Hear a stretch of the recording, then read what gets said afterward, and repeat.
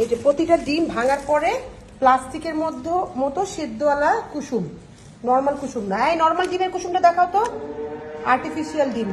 এই যে আর একটা দেখা যায়, কত বাজে স্মেল। ইয়া এই যে ডিমের কুসুম বাংলা কি এরকম হয়?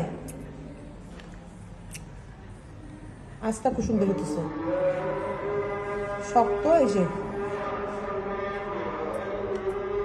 আর খুবই বাজে গন্ধ। আর এটা হচ্ছে আর একটা ডিম, যেটা কুসুম হচ্ছে নর্মাল। একদম সবই এরকম। এটা ওদেরকে যায়। এই যে দেখো, এটার মধ্যে তো কোনো ফাটা নেই। এটার মধ্যে কি এই যে আবার সিদ্ধওয়ালা বল, বুঝছস? পুরো দোকান শুদ্ধ ওদেরকে সিল করা উচিত।